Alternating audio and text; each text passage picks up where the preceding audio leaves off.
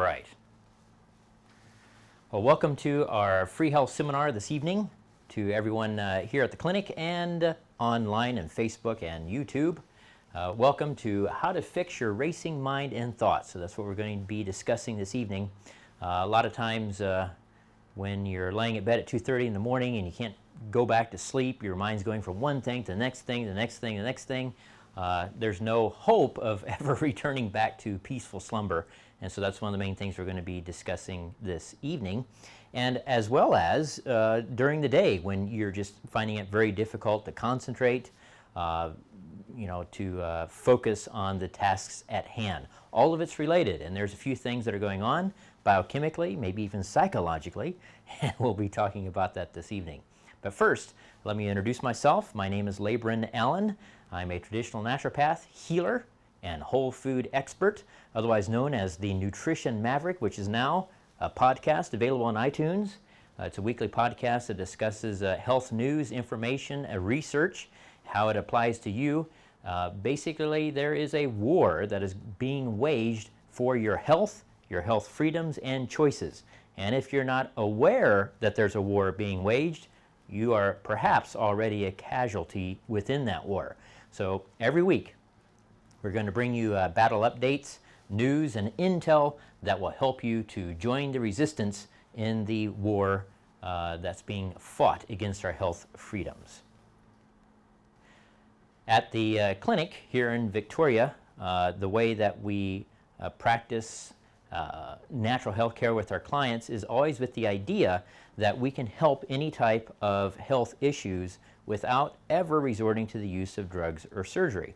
And so everything that I talk about this evening and all of the techniques and tips that I give to you this evening is with that foundational philosophy as well. All right, so let's get to it. Well, there are two main reasons for racing thoughts and a racing mind.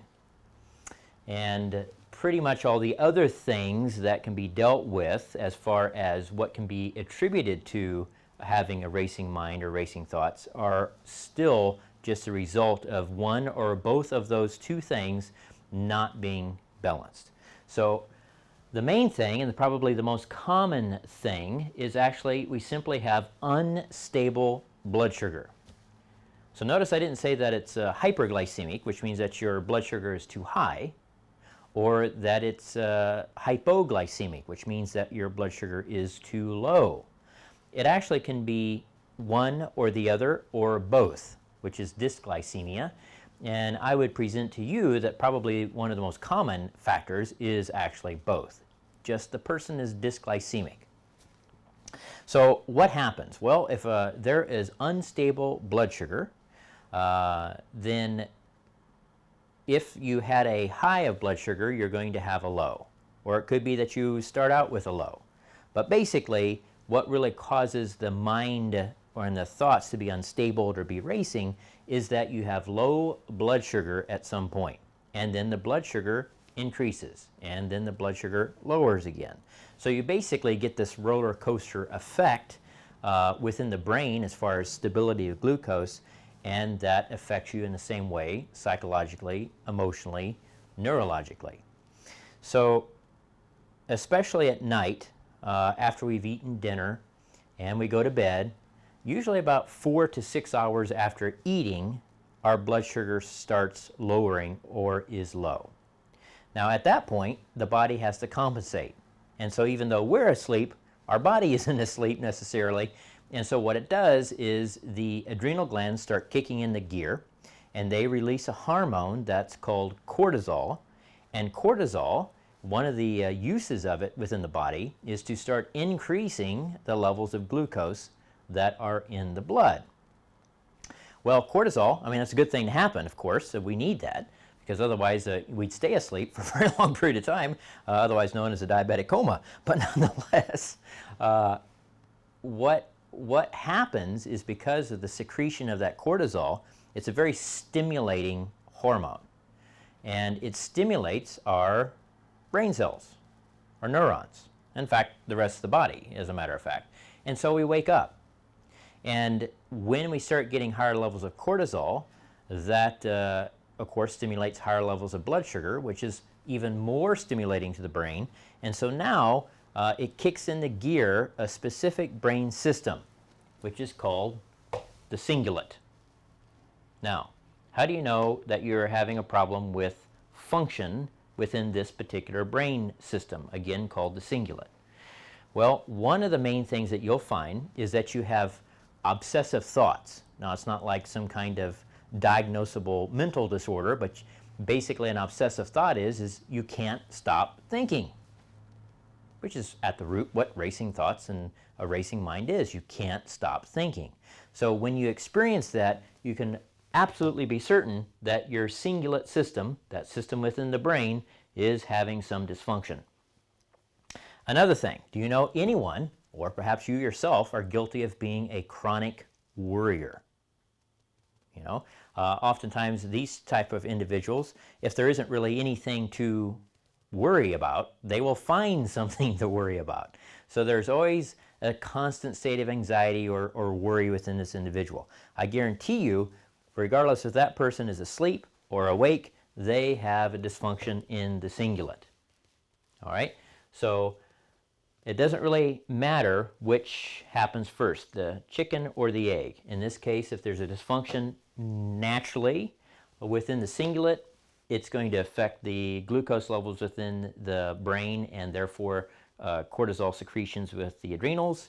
Or if there is unstable glucose already within the brain, then due to the adrenal effect, it's eventually going to be affecting the cingulate system. So either way, this system is going to be affected. All right, and we'll get into in a little bit how to solve the problem of the unstable blood sugar and therefore the secretions of cortisol. Okay, any questions so far? No. Okie dokie. The next most common reason for racing mind, racing thoughts, is hormonal dysfunction. Now, it will also go back to this cingulate system of the brain as far as hormones, but the most common form of hormone that tends to stimulate the brain and create both insomnia and the inability to go back to sleep once you wake up is actually estrogen. Okay? High levels, or even not necessarily high, but dominant levels of estrogen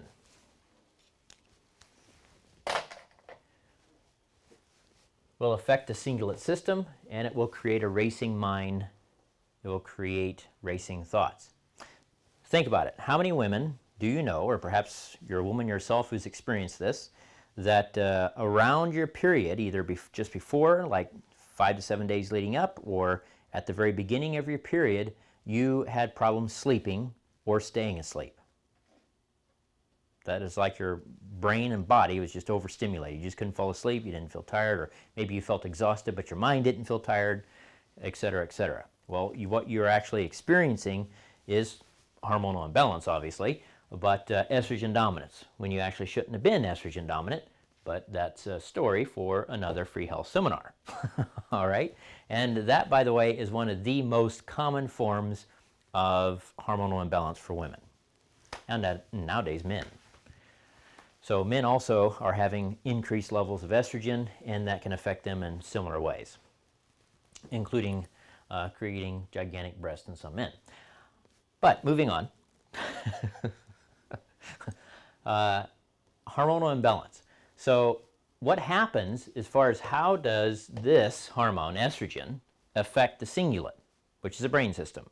What happens? Well, you may find it interesting to learn that actually the cingulate system is also connected with a hormone. Now, typically we don't think about what I'm about to tell you, the name of it, as being a hormone, but nonetheless it is most certainly a hormone. Also, I am positive that you have heard of this hormone. Are you ready for it? All right. It is called serotonin. Okay? Serotonin.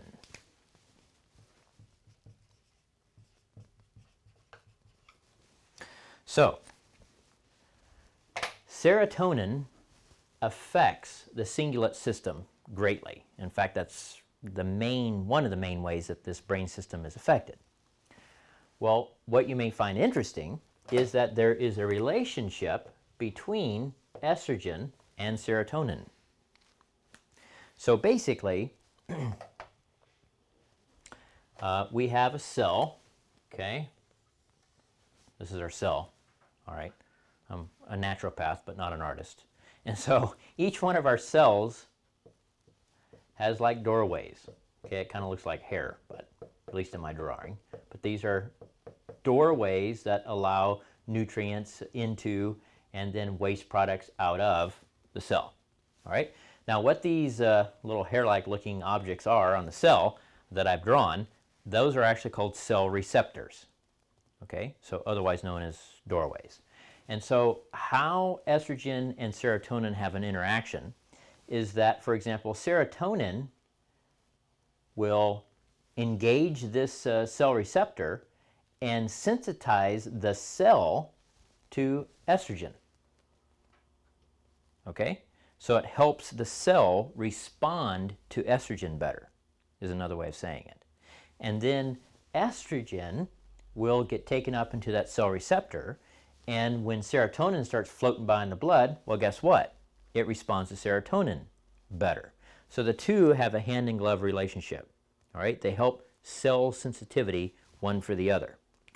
So, realizing that now, think about what would happen if you have dysfunctions in one or the other of these hormones.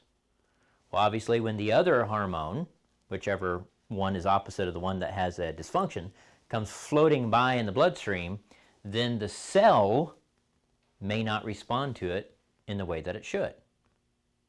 Because it hasn't been sensitized, it's not going to react to the hormone in exactly the same way, in the way that it should. So the point is that both of these hormones have to be balanced, both in relation to each other and to themselves, and also to other hormones as well. You see, when you get into this subject, you start looking at the entire spectrum of hormones, and you learn that not only when you have an imbalance in one does it cause an opposite effect in the related neurotransmitter, but it also affects all of the other hormones as well, such as progesterone, DHEA, pregnenolone, testosterone, etc. So when you have a problem with one, it affects all, but not only reproductive hormones, but neurotransmitters as well. So for example, if you have a dysfunction, or rather an imbalance in your neurotransmitter serotonin, that actually is going to start affecting the other neurotransmitters, such as dopamine, norepinephrine, GABA, acetylcholine, etc. Okay? So the longer that this kind of situation is occurring, the more chronic it is, the more prolonged it is, then the more imbalanced your entire body becomes, and the more difficult it is to get out of that particular situation. So another way of looking at it is it's a hormonal dysfunction. But then that brings us to the question as why is there a hormonal dysfunction? What actually contributes to it in the first place? Which is a very good question, and I wish I knew the answer. No, actually I'm going to discuss the answer. So what it is actually the same way to fix it. What causes it is the same way to fix it. All right? Isn't that commonly what we find out about things? It just depends on if there's a balance or not. If there's not a balance, then it's what breaks it, and when we bring that very thing that broke it back into balance, it fixes the problem as well. So what is it? Well, I am a clinical nutritionist, so it must have something to do with nutrition. All right? And what it actually is diet. Diet is what creates it in the first place. All right? That's the main. Let's say it's 85%, if not 90% of the cause. Now, we talked about unstable glucose. So it would have to be things in our diet that created an unstable effect within the glucose, especially within the brain. All right? So if we think about when we're most affected by the racing mind and the racing thoughts, let's say, hypothetically speaking, as an example, to understand exactly what I'm talking about, that it's at night.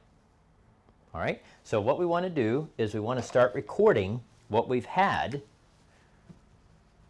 for lunch and for dinner. Now see, I'm from the north, so I would have actually called that supper.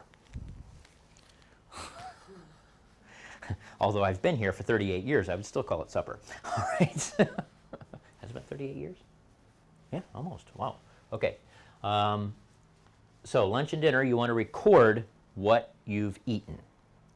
And you want to look at how much protein, so the ratio. Want to share? So the ratio of protein to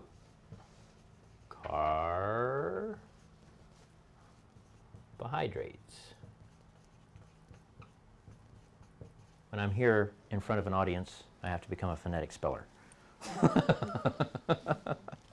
right, so you want to compare the ratio of protein to carbohydrates. Now, which one do you think might affect, of these two, which one do you think might affect this problem?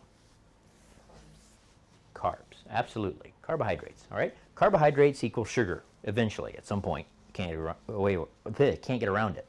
However, protein actually does too, just, days on down the road. This, hours, sometimes minutes. I mean, after all, if you're drinking fruit punch, pretty much minutes is going to affect the brain. All right. So you want to have a ratio of a higher percentage of protein to carbohydrates, especially at dinner. But lunch and dinner is even better. All right? Now, if you've recorded it over, let's say, a 7-day period, and you find that you tend to have a higher percentage of carbohydrates to protein, then what's going to happen is that 4 to 6 hours after your dinner, let's say you have dinner at 7 o'clock, all right? So 4 hours later, it's going to be what, 11? Is that right? 7 and 11? Okay. Or 6 hours later, it's going to be 1 o'clock, all right? That's when your blood sugar is going to start lowering. And it's when you're going to start waking up, okay?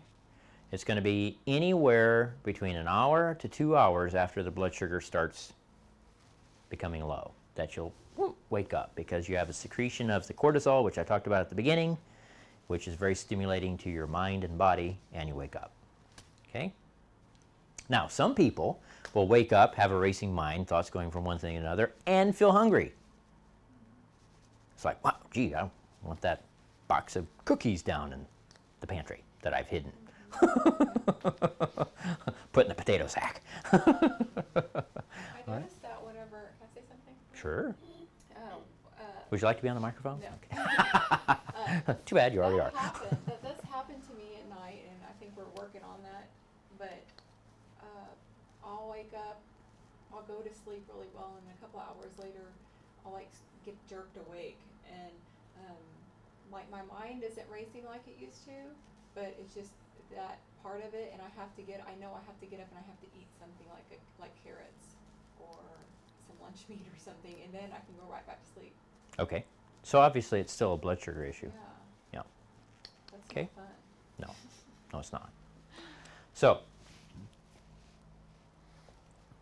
So what you want to start seeing is, if you're having this problem, and until you don't have the problem, you want to have about a 70-30 ratio. Okay, 70% protein to 30% carbohydrate. And you actually should throw fat in there. So, I would actually say more like a 70, 20, 10. But I'm trying to make it simple. But then I complicated it, so here we are.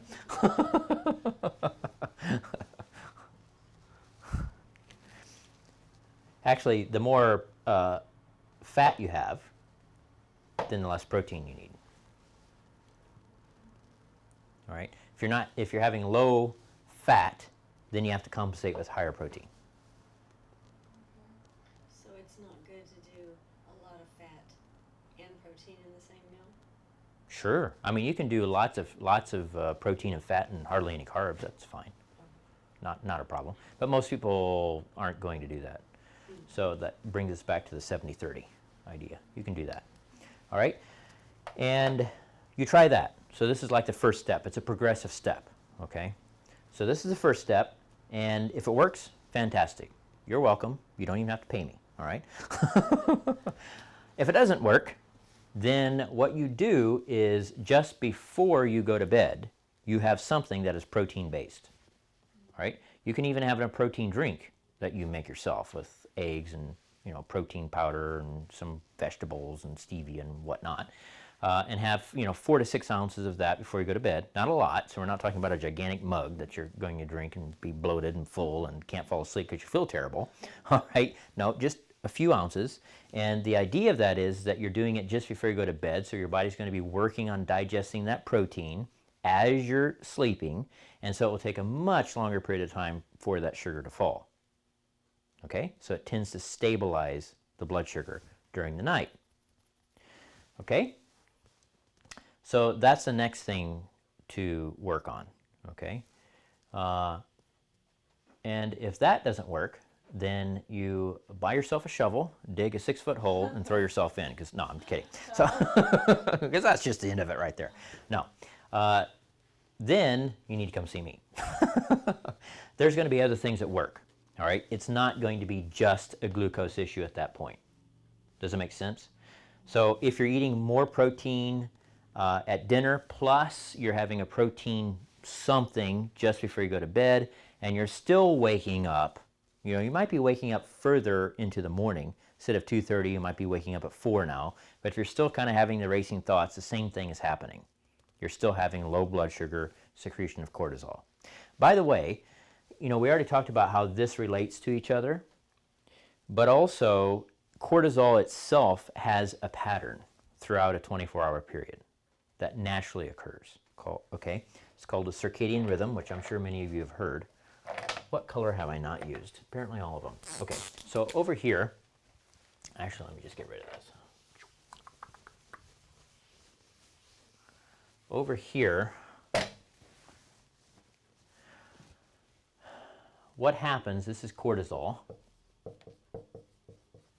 All right, and cortisol should actually be highest in the morning when you wake up. All right, when you're supposed to wake up, not at 2:30 in the morning. All right, so let's say at let's say at 6:30 a.m. This is the highest level of cortisol. All right, and then so this is the high point right here. It should just kind of gradually throughout the day. So you know, here we are at 12 p.m. now. All right, gradually throughout the day, go down like that. Okay, until around 9, 10, 11 p.m., which should be at the lowest part or lowest secretion of cortisol in the 24-hour period. So highest in the morning, gradual decline throughout the day until it's time to go to bed. Okay? Now, if you have ever felt like when you woke up that you've been run over by a Mack truck during the night and then, you know, kicked by a gang of burly motorcycle members and left for dead, this is what's happened. So this is how it should look, all right? So instead, what you're experiencing now, it's 10 p.m., okay? And it's mid-level, all right? So this is low, this is high, this is mid-level, all right? So it's mid-level at 10 p.m., all right? Now, a lot of times what will happen is that, just to show you even more what I'm talking about, so this is 12 p.m. starting to decline, and then this is 3 p.m., and it goes down like this. How many people feel completely fatigued at 3 to 5 p.m., all right? Say, oh my God, I need some coffee, I want some donuts, a Snickers bar, or whatever, okay? Coca-Cola, Dr. Pepper, whatever, okay? So that's what's happened to your cortisol levels. It drops dramatically around 3 p.m. And then they say, well, you know, once I get home, about 6, it's like I get a second wind. You ever hear anyone or feel that way yourself? That's because your cortisol level is starting to go up. See, it's totally erratic and it's totally confused. It's like completely opposite of what you should have. This is so common, I can't even tell you how common this is. All right? And it's a hormonal problem. It's a hormonal problem because when this happens, it affects everything we've talked about here, from estrogen, testosterone, to every single neurotransmitter that makes you want to get an antidepressant, okay? And use some kind of sleeping aid at night. It affects everything, all right? And the longer it's like this, the longer it's affected, the more desensitized the cells are, the more difficult situation it is to fix. It can still be fixed. It's just far more difficult. Requires much more strictness, much longer period of time to fix. A lot more things are involved. Okay? All right. So moving back to here, you kind of understand this. So what's happening now is that it's kind of mid to high. Well, that's mid-level at 10 p.m. You're getting your second wind. All right?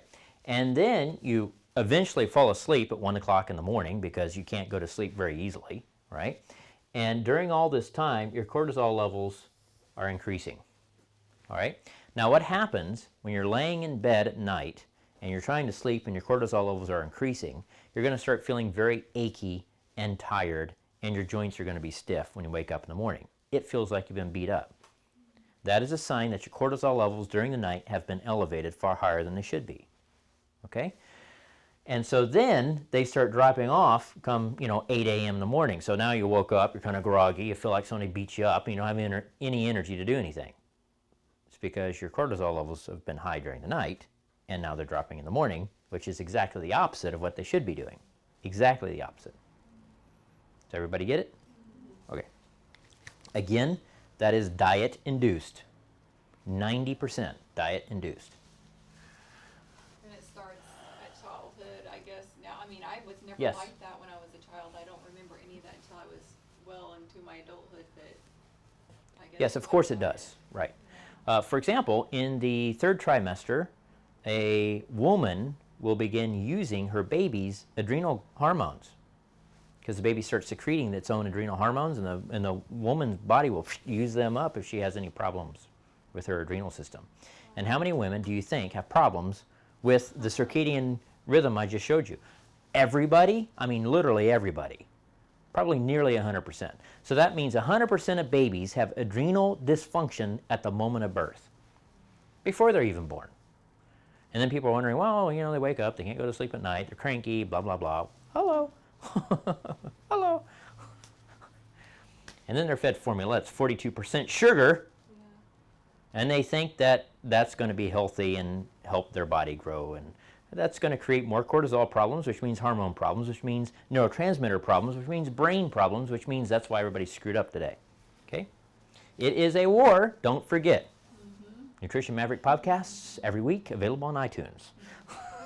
Tune in. Join the resistance. Dun, dun. All right.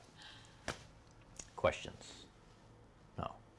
Okay, so basically what you do with diet is more protein, 70% protein to 30% carbohydrates in the beginning.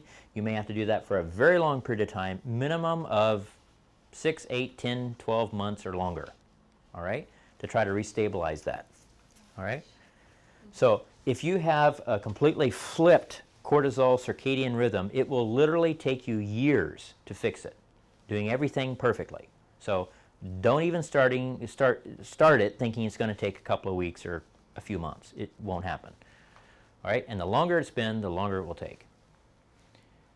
What about when you find yourself, like you're on vacation or whatever, and you want to stay up really late? And I mean, is that going to mess stuff up? It will make you feel terrible for a few days, but if you're already healthy and you do that, it will not be a problem. Okay.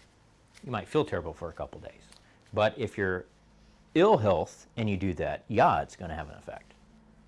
And if you are healthy and you start doing that repeatedly, yes, it will have an effect. All right?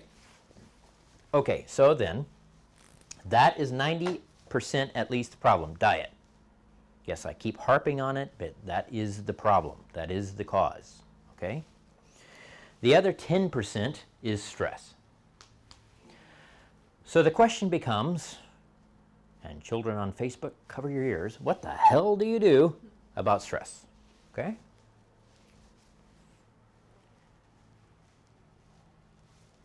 It's a good question. You become an anarchist, destroy the government of wherever you live? No, I didn't say that.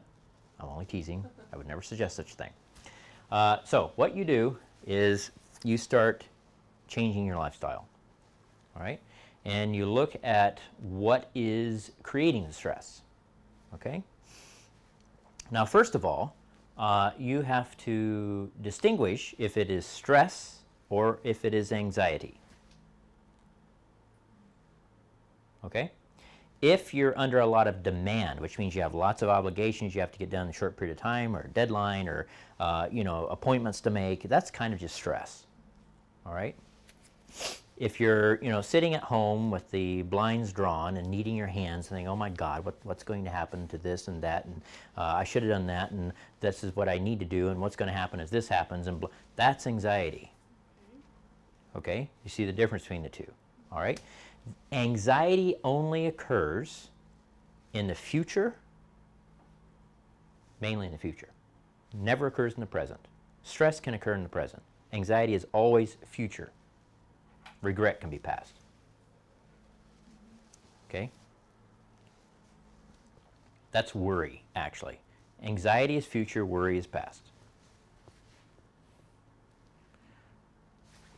Okay? So the lifestyle change is you only focus, and yes, it's easy to say. I love saying. You only focus on the present. What is at hand for that period of time? The furthest you should stretch in the future is what is at hand for the end of that day, to the end of that day. All right? If you go to tomorrow, that is anxiety. It doesn't exist. In fact, tomorrow never exists. You do realize that, right? Tomorrow never exists. It's only a concept. Isn't it interesting? The Bible talks about, Jesus talked about, only think about today. Don't be concerned about tomorrow. Yes. It's biblical. Yes. Taught mindfulness 2016 years ago.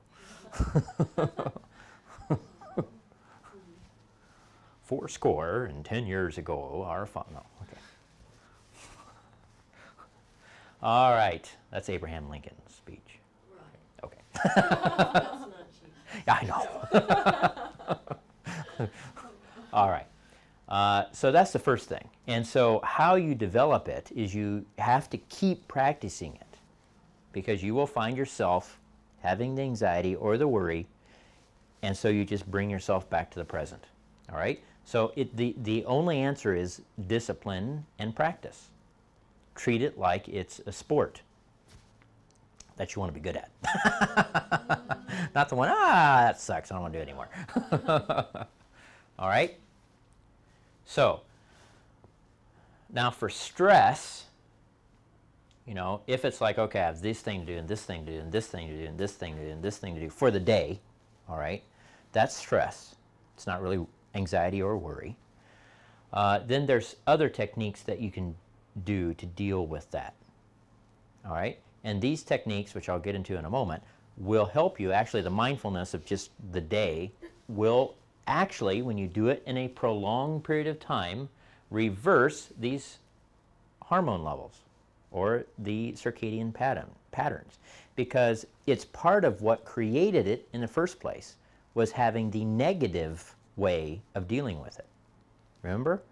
What breaks it also fixes it. It's a homeopathic principle. Like cures like. Okay? Okay. So for stress, the best things to do have to do with meditation, which is mindful relaxation. Now, most people love the idea of meditating, but number one, they never do it. Number two, if they do it, they only do it for a couple of days. Number three, they just think about doing it. All right? So what I have personally found is that in order to actually do it, I usually have to have toys to help me, because the toys are fun to play with. And they kind of help you keep track of what's going on. So let me explain. There's two things that I have used. and found helpful. The first one that I've used is called an M-Wave. Okay? Now technology has advanced. It used to be that this was a device, a standalone small device that you would use, and it monitors microcirculation either on your thumb or your earlobe. You can clip it to the earlobe, monitors microcirculation, thereby your autonomic nervous system via variability in the heart rate. Okay? Because the autonomic nervous system controls that. Well, the autonomic nervous system is made up of your fight or flight and your downregulation, parasympathetic, digestion, relaxation, regeneration. So those two balance each other out. Fight or flight, dealing with things you have to do. Then you eat, you sleep, you poop, you regenerate. All right? Parasympathetic dominance. Sympathetic, stress, parasympathetic, relaxation, regeneration. So the M-Wave monitors what state of the nervous system you're in real time, right then. All right? And it does it two ways, through tone, through a sound, and through light, LED color. Red means you're stressed. Okay? Blue means it's neutral, kind of between the two, and green is you're in parasympathetic dominance, you're relaxed. All right? And you use different visualization techniques and breathing techniques to help you stay in the relaxed state. And so you can monitor where you're at. And you'll find that, boom, you have a fleeting thought and you didn't even realize that you were thinking about something else, and guess what? You went into a red state. Okay? Other times you may try, it doesn't matter what you think about, what feelings you try to generate, you just stay in a red state. That's just, some days are just like that. All right? And so eventually, though, over a long period of time, months of doing this, it's like exercise. It is exercise. It's mental exercise. You find it easier and easier and easier to get yourself into a parasympathetic state and stay there. Basically, you're training yourself to be a relaxed person. Okay? So that's the M-Wave. So they have it available on iPhones for sure. I'm not sure if they have it available now. I'm talking about it's not a standalone device anymore. I think you can still get it as a standalone device, but it's quite a bit more expensive. So anyway, for the iPhone, it connects into your charging port and clips to the ear, and it has a free app that you download that tells you what's going on. Okay? Do you have one here? I have the standalone unit here that I can show you. Yeah. I don't have one for the, that's HeartMath is the company. What I will do for the YouTube and Facebook watchers is post the links to the specific things that I'm talking about in this so you can easily go to it. All right, and then the second one, it's simply called Muse. Muse. Okay. Hey, Candace. Oh, actually, I better do it. Okay, pardon me 1 second. What I'm going to do is get off camera. You'll see my gigantic big head as I pass the camera. And I'm walking in here. Da da da da da da da da.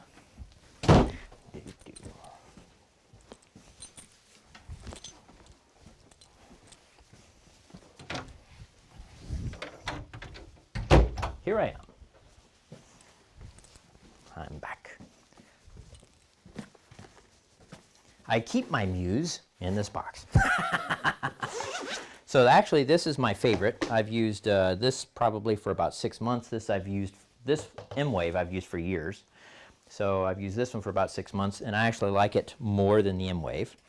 And it's They very do the same thing. cool device. No, this is different. It's totally different. So I'll tell you about this technology. This is what it looks like.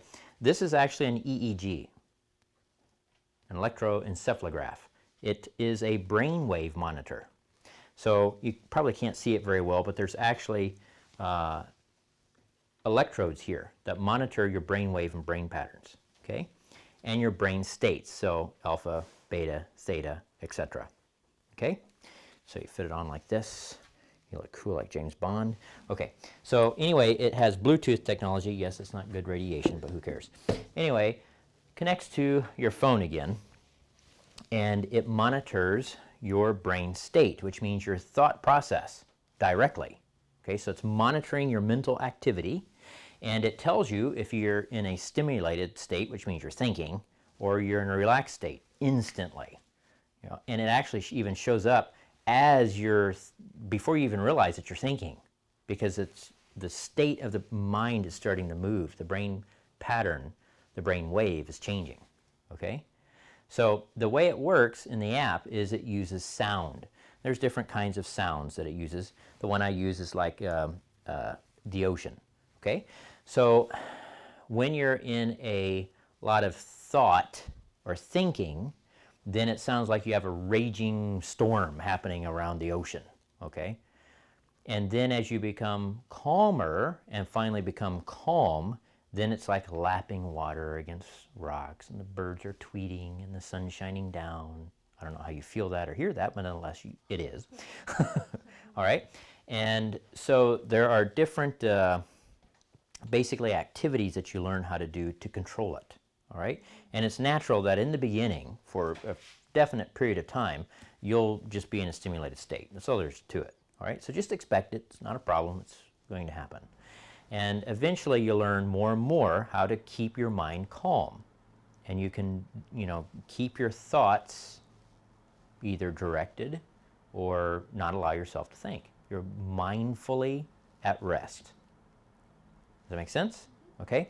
And this app, it uses guided meditation, so they actually tell you what to do. All right? So this time you're going to focus on your breath and that kind of thing. It's very good. I like it quite a bit. All right? And again, for Facebook and YouTube, I will post the links where you can get more information about that. Okay? Is Muse an acronym, or is that just the name? It's the name of it. Yep. Oh, okay. See? Use. Oh, okay. All right? So as far as stress, these two devices are excellent. Excellent. All right? For anxiety, now there can be physiological reasons. See, when you have issues with what we talked about at the outset, it will actually cause anxiety, as in you will register it as anxiety. You can feel internally stressed and hands tremor, anxiety. All right? So there can be biochemical, physiological reasons for that. But the majority of the time, it's actually because of how you're thinking. All right? Which is a learned behavior, so that means you can unlearn it and relearn something new. Okay? All right. Now, another one that is somewhat connected to this, and I'll just hit it briefly, is the frontal lobe. So we're talking about the cingulate, which is the brain system. The frontal lobe, otherwise known as the prefrontal cortex, can also be part of this issue. And that can be caused nutritionally through a lack of certain kinds of hormonal precursors and mineral. And there's actually a combination that I like to use with individuals if that's a particular problem, all right, as far as a supplement. Any questions? So I just throw that out there. Okay, so these are some of the things that you can do on your own to help with the stress, dietary, but if you're still having issues, then that's when you need to come in and see me, and I can find out through testing you what actually is also contributing to the problem, what your body needs to have supported, what other things may be interfering with it other than just food or stress, because there could be other reasons. There could be some kind of infection, there could be an allergy of some kind, there could be specific forms of emotional stress that need to be identified, not just general stress or anxiety. So there could be many other things, and those are the things that I find and help the body deal with. Any questions? No? Still hung up on that 6 to 12 months or longer to fix. That's a long time. 6 months is lucky in those kinds of situations. Think about it. Think about in the case of a modern baby, where the mother has already been using its adrenal glands for the last 3 months before it was even given birth to. So that means that from day 0, it had a dysfunction in what we've talked about this evening. And so by the time it gets to be 40 years old, that's been 40 years of dysfunction. And it only takes 6 months to correct? That's pretty amazing. Yeah. All right? So you really need to look at have a reference, So if it took a year to fix 40 years, actually developmental issues in the physiology to fix, I think that's phenomenal what the body can do. That's true. Yeah. And you can. I mean, it is phenomenal. It is. Different way to look at it. Yeah. But if you look at, oh my God, here I am at this, ground zero, and it's 6 months from now to fix it, yeah, it seems like a long time. But that's not what's happened. It's been processes going on for most people for decades. Even if they come in at 20 with this problem, it's probably been 2 decades that they've had this problem. I just tested a 6-month-old today, and thyroid and uterus were having problems. They're 6 months old. Think about that. So likely that didn't just occur. There was processes that led up to that having some dysfunction. Okay. All right. Any other questions? So as far as working with me, the next step is a initial consultation.